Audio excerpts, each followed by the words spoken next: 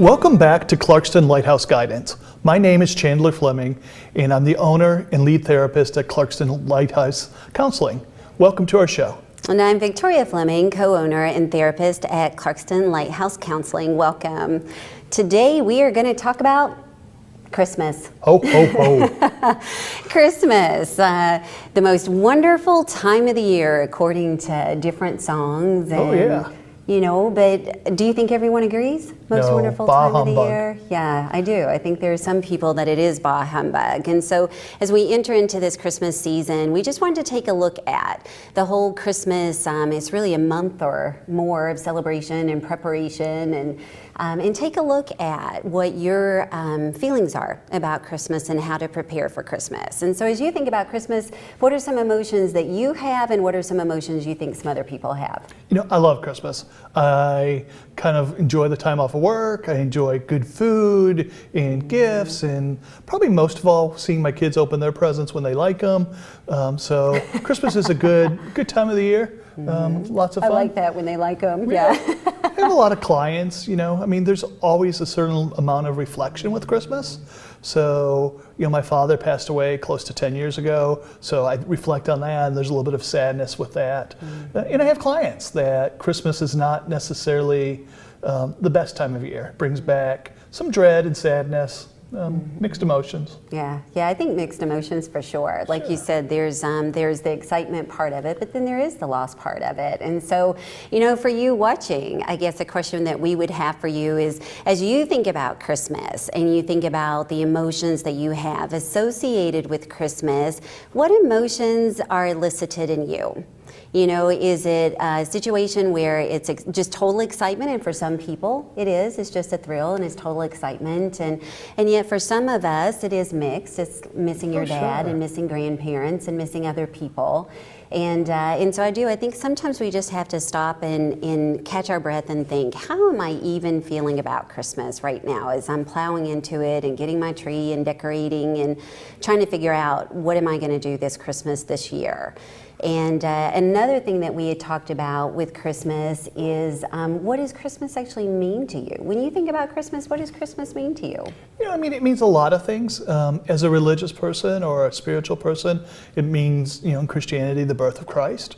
But also it means family and good food and presents and time off work and, you know, just tradition, a time of reflection of, you know, Christmas music and where I've been and things along those lines. So it means a lot of different things. I agree, yeah. And, you know, and I'm like you, as I think about it, I definitely think, you know, I have wonderful memories of Christmas Eve service and the lighting of candles and the magic of if snow would fall, and just a lot, you know, getting up at the crack of dawn as a kid, and now, you know, getting to experience that with my own children, and that's very exciting and wonderful. But, you know, there's also that element of travel, and we're going to be traveling this year, and there's all those I's to dot and T's to cross, and, you know, so for each of you, there are different preparations. You know, are you staying home? Are you blessed to have family that you're going to be interacting with or traveling to see, or they're traveling to come see you?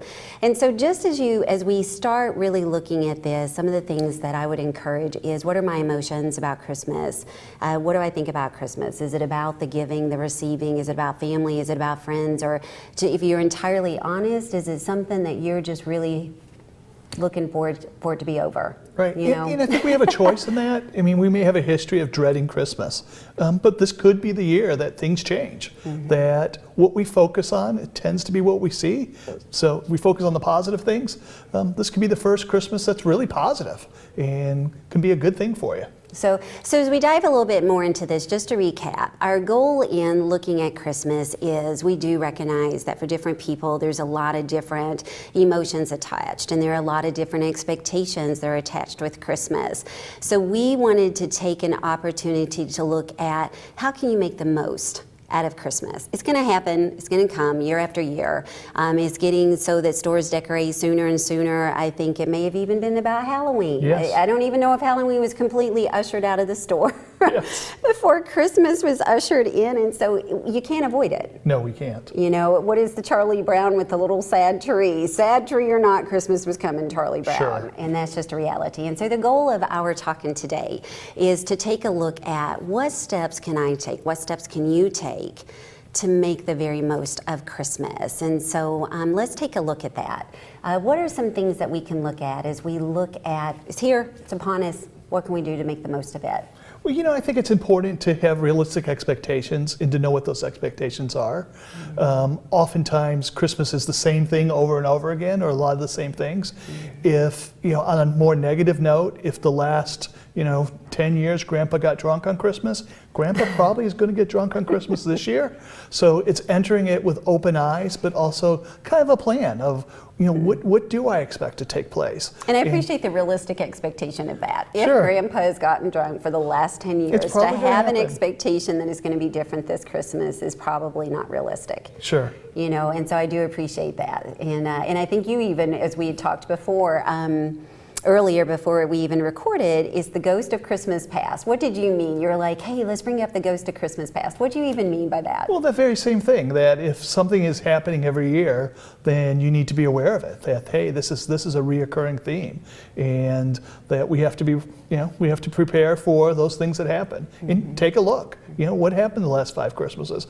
If you've overspent the last 5 Christmases, there's a likelihood you're going to overspend again. And there could be lessons learned. We don't have to repeat our past, but we do need to be aware of what the past looks like. And I do very much, again, to look at what those expectations are, because I think there is someone in your family that may be very hard to buy for. And you may be every single year trying so hard to come up with the perfect gift, and you may have even spent hours researching. I know I can get on Amazon.com and spend way too much time and looking at all the reviews, and everyone else loved it, so I know when I buy it for this difficult person, they're gonna love it too. But if you go in expecting them to love it and then they don't, you've set yourself up for the potential of disappointment and failure. And so you even talk about that Sure. with gifts, that if it's a gift, it's a gift. And what do you mean by that? Well, I think a lot of times we get into this Christmas habit of, or I know people who do get in a Christmas habit of, hey, I bought them a $50 gift, they gave me a $10 gift, that's not fair. A gift is a gift. And I think if you enter Christmas with that attitude of, I'm giving something, it's not an exchange, it's not a bargain, and we all have different values of things. If Grandma knits me socks and spends 100 hours on them, and I buy her an iPad, who got the better gift? Well, she doesn't like my iPad. She's not into technology. And she may say, hey, I spent 100 hours on those socks. And I may say, they're nice socks, but, they're purple and green. So, thanks, Grandma. I'll wear them around the house. Or I can pull them up above my kneecaps Yeah, and I'm a guy. Right. So I think when we give a gift, I think we should really check ourselves and say, is it a gift? Or if it's not, to be more honest and say, this is an exchange. I have an expectation of, hey, if I buy you a $50 gift, I want a $50 gift in return. And just to be honest about it, I think Christmas has great opportunities.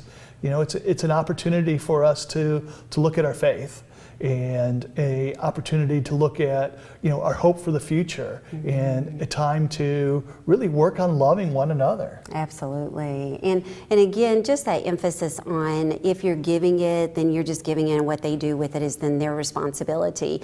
But I want to hit back on the budget part as well. If you are spending above what you can afford to spend, and if you're spending above what you can afford to spend with that expectation of, I'm going to wow a person, then you can possibly double set yourself up. Sure. Not only do you end up with the letdown of, and they didn't even like it, but then you end up with the credit card bill. Yeah. At the end. So some things that you need to do is take a look. What are my expectations? What am I hoping to get out of this? Am I putting unrealistic expectations on other people? And that that can come in the form of how they respond to the gift that you give them, how you respond to the gift they give you, about Christmas in general. So really take a look about what your attitudes are. And again, looking at that budget, making sure that you stay within what is affordable for you, because the gift can be time, it can be something other than financial that can have great benefit.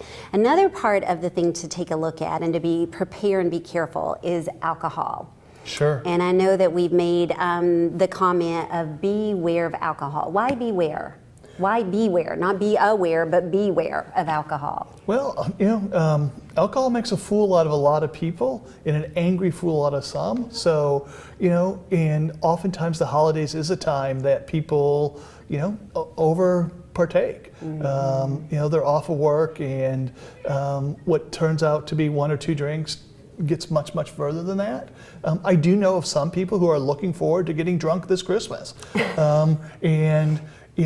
I just be careful, because foolish things oftentimes take place during that time. So yeah, beware of alcohol, because what seems like I'm going to go out and have a good time and get tipsy or get drunk can turn into a DUI or a fight or a family conflict. Absolutely, especially like at an office work party, at any number of situations. There's the potential in a lot of party situations.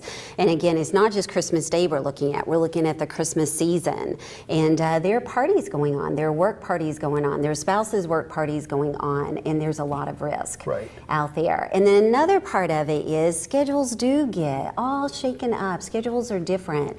So really look at how to maintain balance. Yes, it's the Christmas season, but the need to eat right, to sleep right, to exercise, and to continue to take care of yourself remains constant. Yes, it sure does. And I think sometimes it's almost like Christmas has started and we abandon healthy balance. And so and it's a great time of year to overeat and to overpartake, but there's cookies all around a lot of homes all the time. There's cookies there, and Christmas fudge and candy and all the above. So people do put on weight, and people do have that insulin reaction from overpartaking. So it's important, but also schedules too. Some people get way too busy over the Christmas holidays, and oftentimes I find couples that have a disconnect where the man will want to get out and go places, or the wife will want to get out and go places, and their idea of a great Christmas may be different. For some people, it may be sitting in front of the fireplace. In other people, it could be going to a party each night or a couple parties each night. So it's important before the heat of the moment to have that conversation. Hey, what does our schedule look like? What are the events? And be sure that you communicate that with your partner. Hey, we got invited to a work party, and it's pretty important for us to go. So that's on the 18th, or that's on the 15th, or whatever.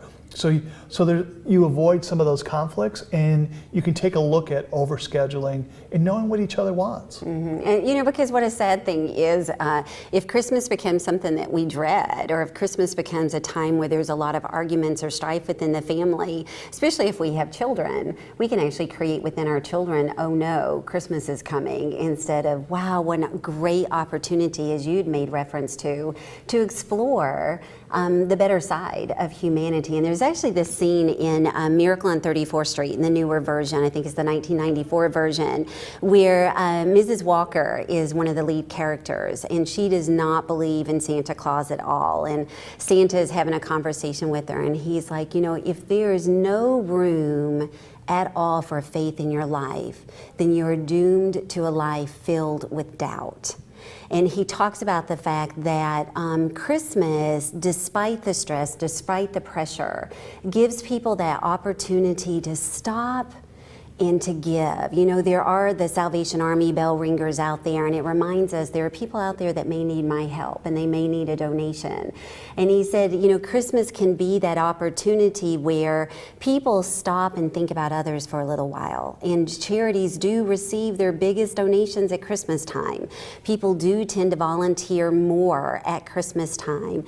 And so that is a great opportunity, I think, at Christmas, instead of it being so much about the receiving, to look at those opportunities to give. And so to look at a healthy Christmas, another thing is, again, that faith, hope, and love. Sure. There is the opportunity for hope. I think each of us can think of a story where something very encouraging, something very nice, we see news on the story.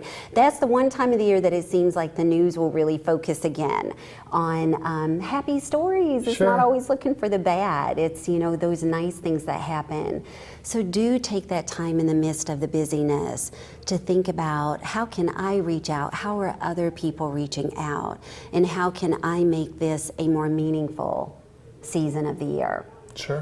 So any thoughts on that?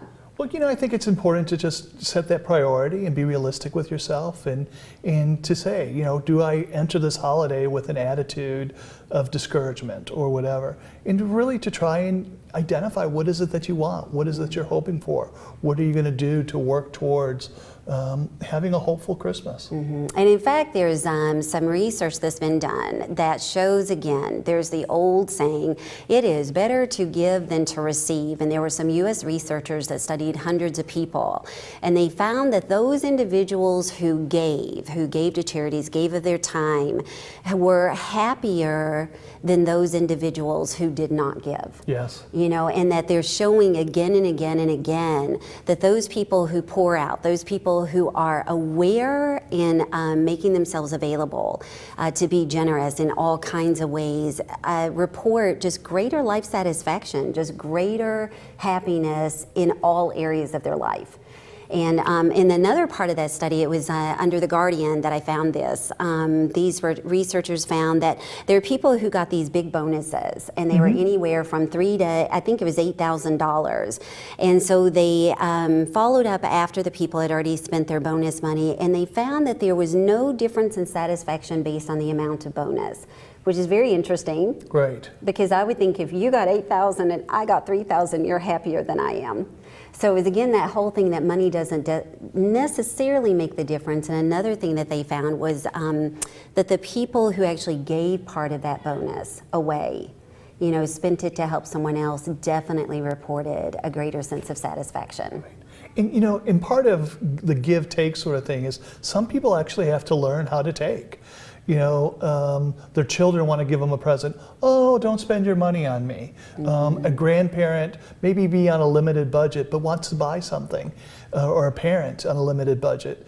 It's really important for us to give that opportunity to that person and say, yes, I will receive your gift, because it may be a pair of socks that grandma knitted, but it may be very meaningful. It may be the greatest gift you give somebody is to be able to receive their gift. And I so appreciate you bringing that up, because I see that a lot where I know women who love cooking meals for other people, but they end up in a situation where they need a meal cooked for them, and they may be the one that say, oh, no, don't bother. And that's something I've often challenged them is, balance the scales here. Just as you feel so blessed to be able to prepare that meal and give it to someone else is feeling really blessed to be able to make that meal and give it to you. And I think that's an important part, is we can be a little independent and a little bit like, oh no, and we actually think we're rescuing the person by saving them time and saving them effort. But we're denying them that opportunity. Yeah, the same opportunity that we're so eager to look for. Sure. As we were looking at those volunteer opportunities, there are some great ways that a person can volunteer. And we've actually come up with a list of places that you can go online and look. And if you are someone there are those out there who are like, I have no family with whom to celebrate. Or your family may be far away and you're unable to celebrate. And to be really honest, you're feeling a great sense of emptiness as you enter into this most wonderful time of the year.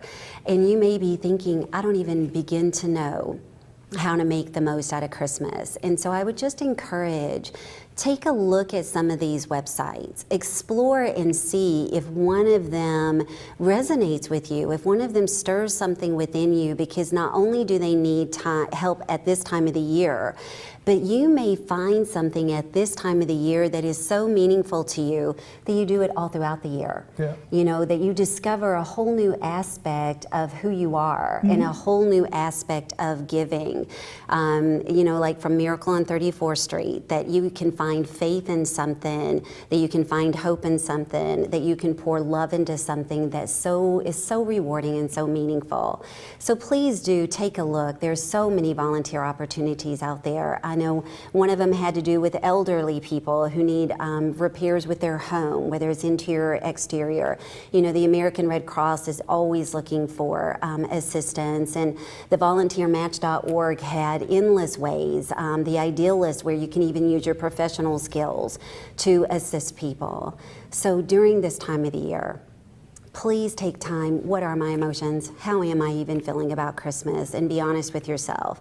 Evaluate, what are my expectations as I go into this? And Christmas carols have already been playing for weeks, and I'm already frankly feeling irritated. Stop and catch your breath and think, what do I want? What do I want to get out of this? Because it's going to come year after year. And how you think about it is going to be how you behave about it. And so I just encourage you, take an opportunity. It can be the most wonderful time of the year if we take steps to make it the most wonderful time of the year. Any closing thoughts? Just, be sure to plan. Plan it out and decide what kind of Christmas you have and work towards it. Absolutely. So Merry Christmas to you. Merry Christmas and Happy New Year. Thank you so much for joining us.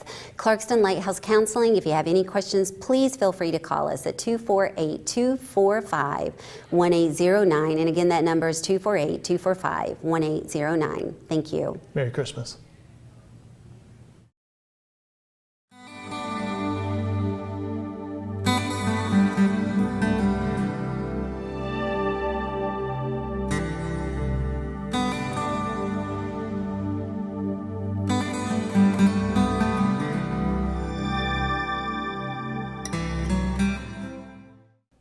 The views expressed in this show are for general educational purposes only and do not constitute professional advice on any subject matter, nor do they necessarily reflect the views or opinions of its guests or of Independence Television.